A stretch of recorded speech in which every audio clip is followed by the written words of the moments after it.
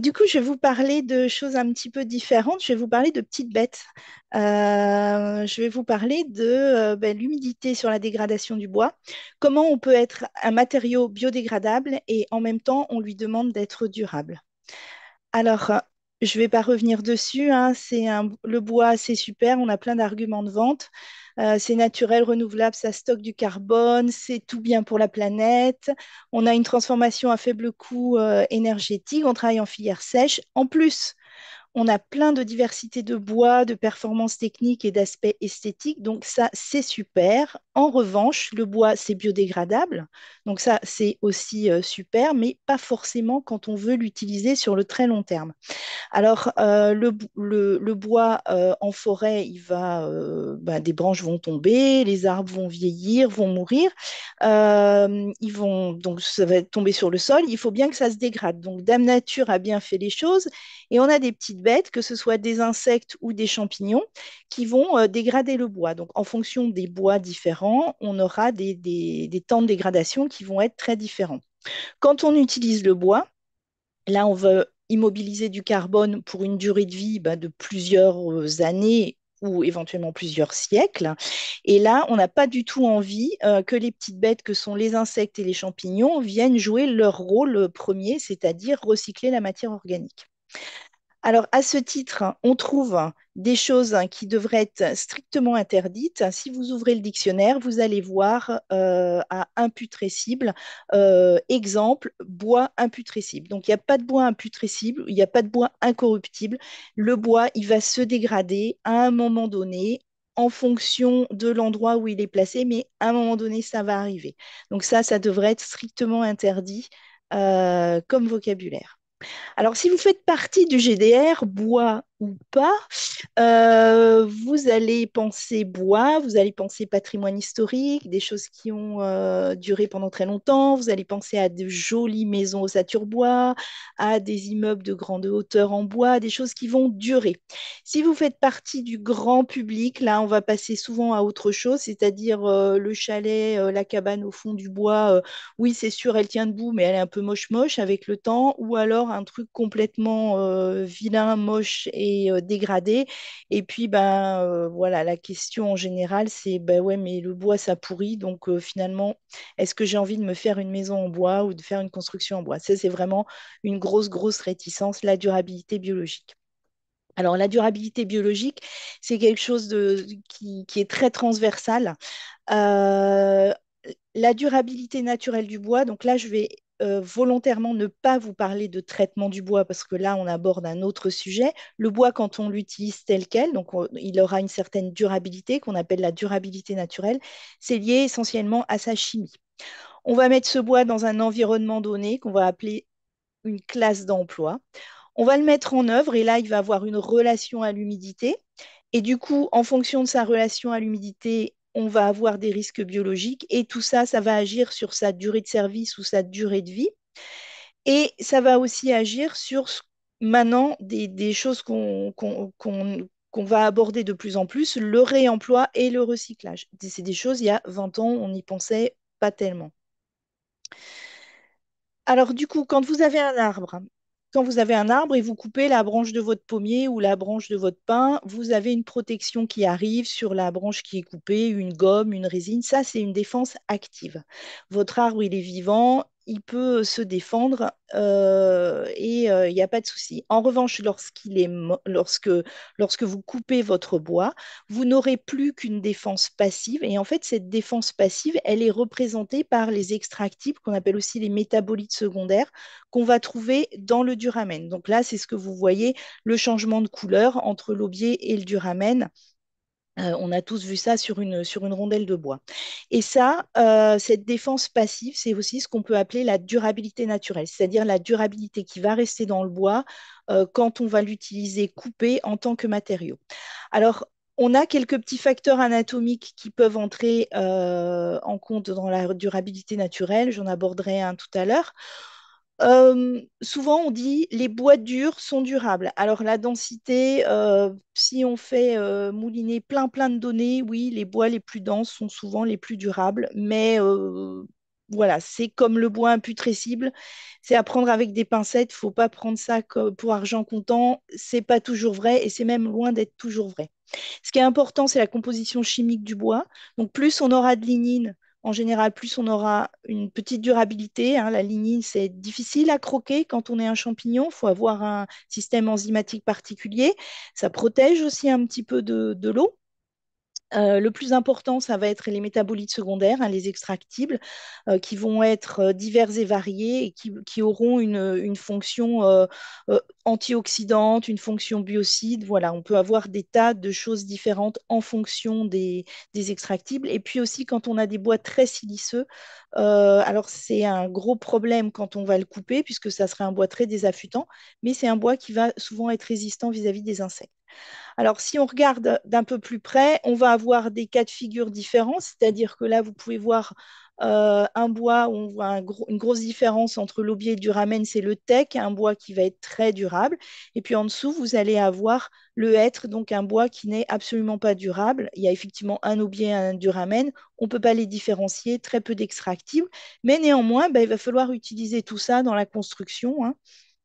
Et puis, on a aussi ben, des choses qui sont importantes, c'est les produits à base de bois, où on peut avoir des mélanges aubier du ramen, sachant que l'aubier est toujours considéré comme non durable. Souvent, on va utiliser des essences qui sont peu ou pas durables, on va les valoriser ainsi. Et puis, en fonction des niveaux de déconstruction, si on a un CLT ou si on a un panneau de fibre, on va avoir des relations à l'eau qui vont être différentes et on va aussi avoir des organismes qui vont les croquer de manière différente. Alors, quand on utilise le bois en service, en fonction de l'humidité et de la température, on va avoir des petites bêtes qui vont croquer de manière différente. Alors, je vais vous parler de normalisation parce qu'en fait, il faut qu'on utilise un vocabulaire et des notions qui soient toutes les mêmes. Dont, par exemple, Cédric, tout à l'heure, Cédric Montero vous a parlé des constructions. Donc, lui, il va utiliser l'Eurocode 5 pour définir ses constructions. Et il faut qu'on parle tous le même vocabulaire en Europe. Donc, pour ma part, je vais utiliser des normes européennes et on va parler de classe d'emploi, c'est-à-dire l'endroit où on va mettre le bois. On va les définir, on va les appliquer au bois massif et aux matériaux à base de bois. Donc ces classes d'emploi, elles vont de 1 à 4. Enfin, en fait, en vrai, elles vont de 1 à 5, mais 5, c'est très particulier, c'est pour l'eau salée, donc je ne vous en parle pas. En fonction de ces classes d'emploi, quand on passe de 1, 2, 3, 1, 3, 2, 3, 4, on va augmenter l'humidité. 1, c'est du meuble. 2, c'est de la charpente, donc quelque chose qui peut être très temporairement humide, souvent le temps du chantier, puis ensuite qui va être sec. 3, 1, c'est quelque chose qui n'est pas en contact avec le sol, mais qui peut avoir une humidification fréquente. Par exemple, une fenêtre avec un avant-toit. 3,2, ça va être la même chose. Au-dessus du sol, une humidification, mais pas de protection. Donc, par exemple, une pergola. Et le 4, ça va être une humidification importante avec un contact avec le sol, typiquement un poteau. Donc, en fonction de ces classes d'emploi. Le 1, je vais avoir des insectes de bois sec et des termites. À partir du 2, j'ai de l'humidité. Donc, quand on a de l'humidité, on a des champignons, hein. On va tous chercher nos champignons à l'automne, quand il pleut et qu'il fait un peu doux, pas en plein été. Donc voilà, c'est pour le bois, c'est la même chose. Dès qu'on a une humidité de 22-25% dans le bois, on a un risque de champignons et ça va croissant. Donc du coup, on en revient à la problématique. Il va nous falloir trouver le bon bois pour le bon usage et les bonnes dispositions de mise en œuvre. De la même manière, il va falloir que j'explique aux gens la durabilité naturelle du bois. Qu'est-ce que c'est que cette durabilité naturelle? Comment on la définit? On ne la joue pas au dé après une partie de cartes. On la définit en labo ou on la définit en faisant des essais de champ. On a une norme qui s'appelle la norme EN 350 pour laquelle on fait un échantillonnage très large. On a des méthodes d'essai spécifiques et ensuite, on va faire la classification de la durabilité naturelle. Et peut-être que certains d'entre vous ont déjà utilisé les données qu'on a dans cette norme, c'est-à-dire un tableau pour lequel on va avoir l'essence qui va être donnée et sa densité moyenne et puis sa durabilité au niveau de son duramen. Donc voilà, au niveau de cette norme, quand on fait des essais, ben moi, je mets le bois dans des humidités très différentes. C'est-à-dire que si je vais utiliser mon bois pour faire des essais de résistance vis-à-vis des insectes de bois sec, Mes conditions d'essai, ce sera 20 degrés, 65% d'humidité relative. Donc là, par exemple, vous avez un petit lictus qui va croquer uniquement l'aubier parce qu'il va croquer l'amidon d'essence feuillue uniquement. Mais si on a une humidité supérieure, il ne va pas s'installer dans le bois.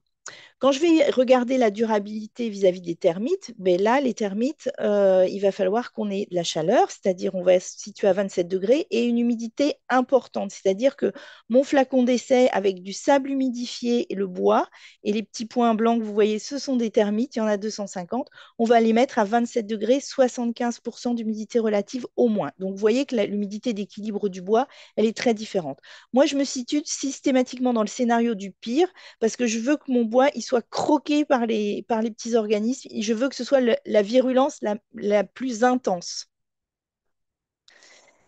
Quand j'utilise des champignons, puisqu'il y a aussi des champignons qui croquent le bois, eh bien, je vais les mettre dans des flacons d'essai.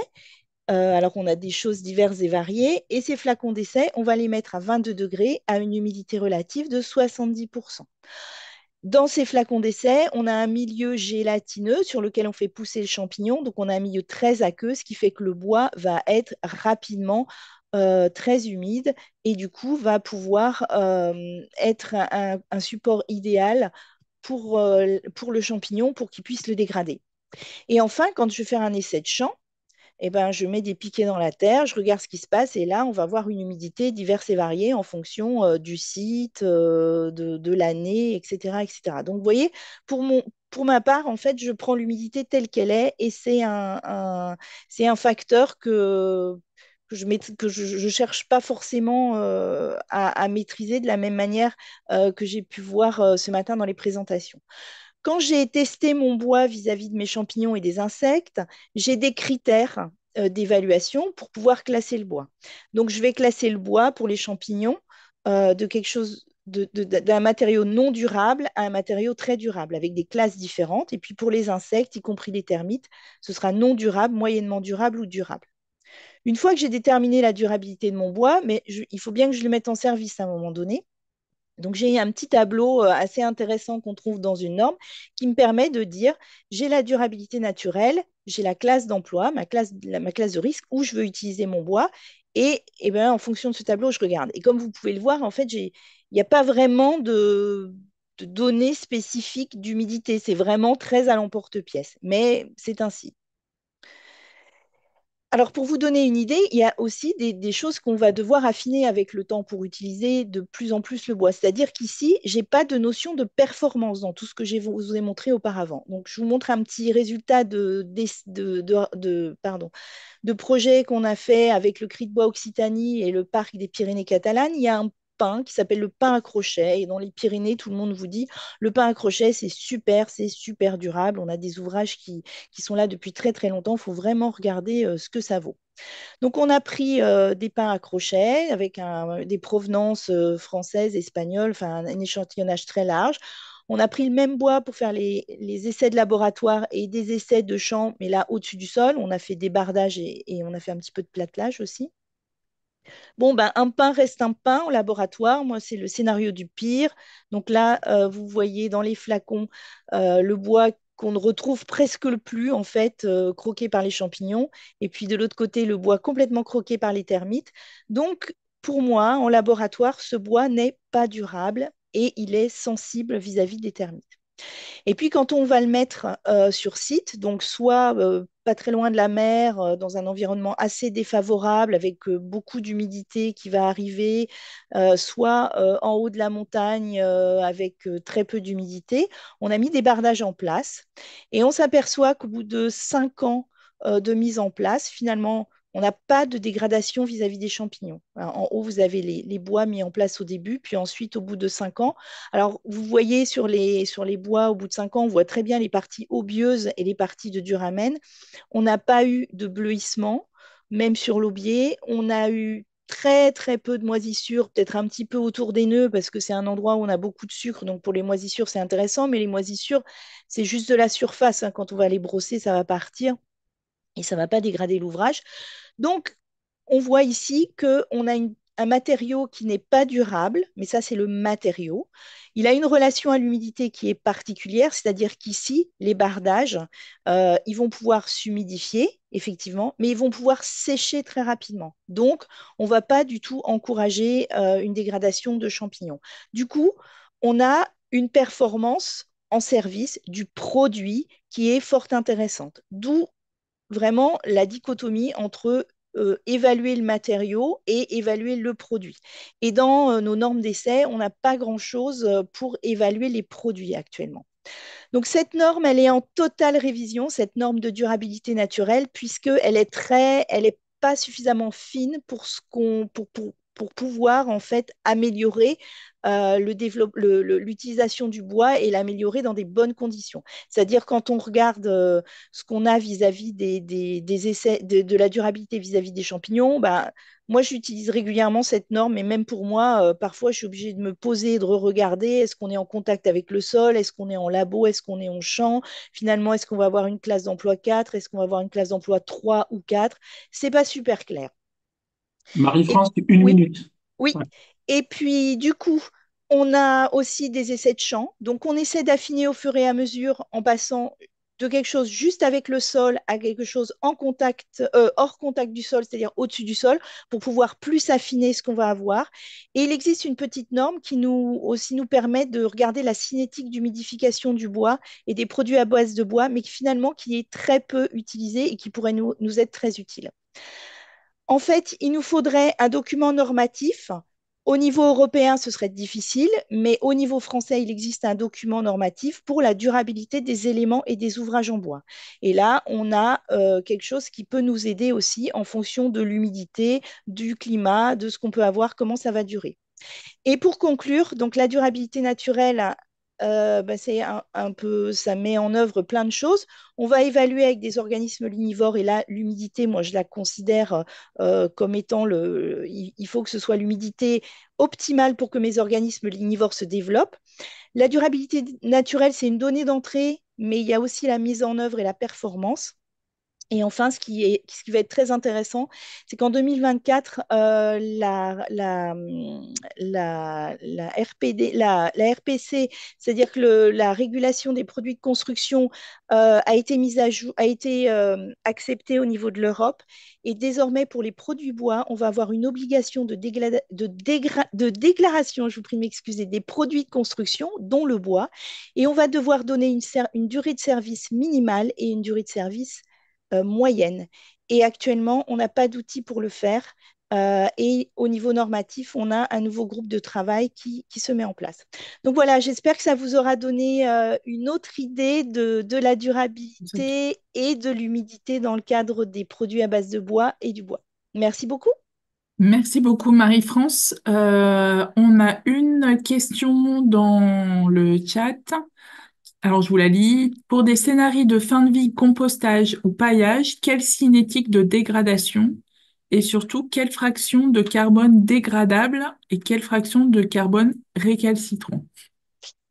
Alors ça, je ne saurais pas vous répondre. Je ne sais pas. En fait, ça va dépendre du bois qu'on a, parce qu'en fonction de la matière première, on aura des dégradations qui vont se faire différemment en fonction de la composition du bois essentiellement. Effectivement, il y a le degré de fractionnement qui va être important. Et puis, alors par exemple, on a des personnes qui regardent, est-ce que si on enrichit dans tel et tel champignon, on va avoir une dégradation qui peut être sélective ou qui peut être totale, etc., etc. On a plein de choses diverses et variées.